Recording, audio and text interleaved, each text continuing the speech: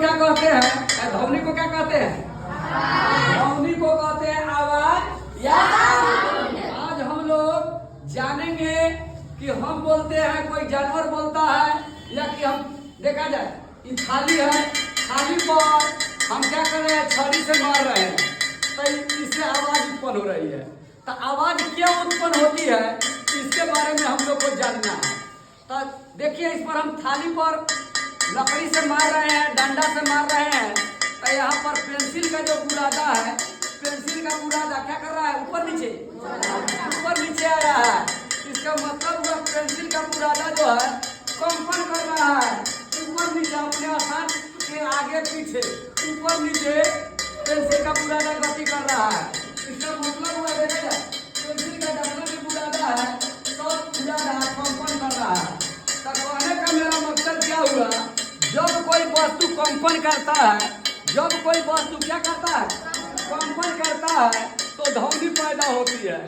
जब वस्तु कंपन करना बंद कर दे तो ध्वनि उत्पन्न होना भी क्या हो जाता है, बंद हो जाता है।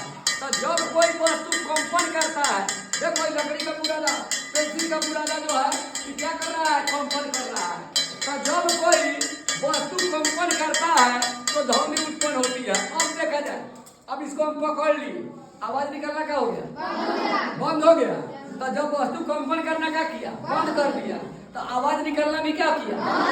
तो जब कोई वस्तु कंपन करता है तो ध्वनि उत्पन्न होती है। तो ध्वनि क्या है, तो एक प्रकार की तरंग होती है।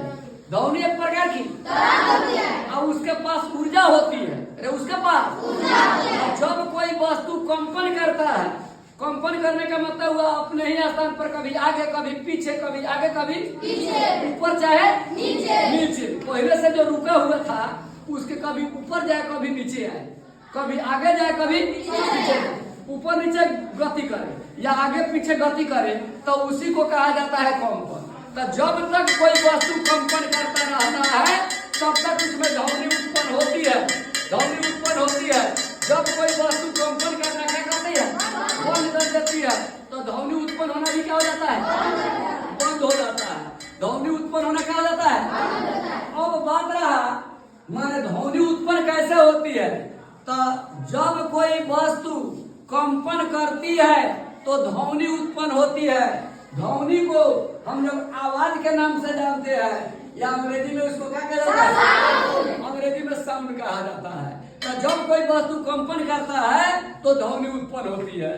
तो अब बात रहा, जिस वस्तु से ध्वनि पैदा होता है, जो वस्तु ध्वनि उत्पन्न करती है उसे ध्वनि स्रोत कहा जाता है। जैसे यहाँ पर हम लोग क्या करते हैं, थाली पर लकड़ी से मार रहे हैं, छड़ी से मार रहे हैं, तो ध्वनि थाली से उत्पन्न होकर हो रहा है। तो ध्वनि का स्रोत हो गया कौन, थाली। ध्वनि का स्रोत क्या हो गया, थाली। अब हम लोग क्या करते हैं, आवाज लगा रहे हैं। आपके मुंह के कंठ के करीब में एक लिबलिबी होता है, कथी होता है, लिबलिबी होता है।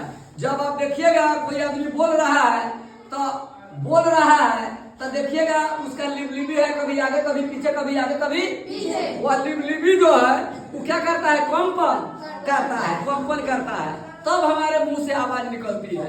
तो कोई व्यक्ति ऐसा होता है जिसके मुंह के अंदर लिबलिबी, हम लोग देहाती भाषा में कहते हैं, उसको वाक तंतु कहा जाता है। कौन तंतु, बहुत से व्यक्ति ऐसे होते हैं जिसके मुंह में वाक तंतु नहीं होता है। कंठ के पास को देखिएगा, जीभ और कंठ के पास एक लिबलिबी होता है जिसको वाक तंतु कहा जाता है, वह नहीं होता है।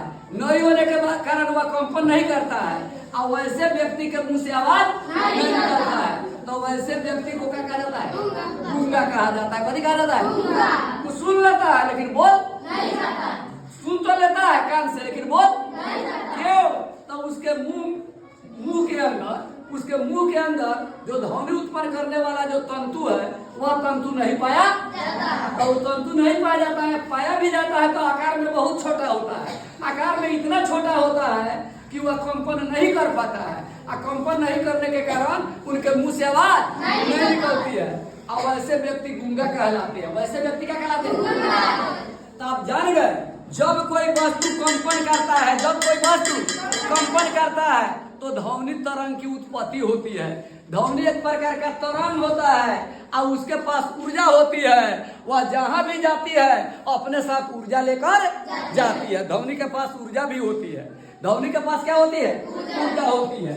जैसे देखिए हम बोल रहे हैं, ऊर्जा के पास कार्य करने की क्षमता होती है। जैसे हम यहाँ पर ले लिए कागज का टुकड़ा ले लिए, अब बोल रहे हैं, देखिए तो कागज का टुकड़ा जो है हम बोल रहे हैं तो कागज का टुकड़ा भाग रहा है कि ना, हिल रहा है कि ना।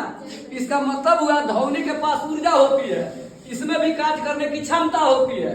तो आपसे पूछा जाए ध्वनि को हिंदी में क्या कहते हैं, अंग्रेजी में क्या कहते हैं, साउंड। तो ध्वनि क्या है? तो ध्वनि एक प्रकार की ऊर्जा है। जब कोई वस्तु कंपन करता है तो ध्वनि तरंग की उत्पत्ति होती है। जैसे आप एक थाली लीजिए, कौन सी लीजिए, उसको पक्का के फर्श पर रखिएगा तो झिन झिन झिन झिन झिन झिन की आवाज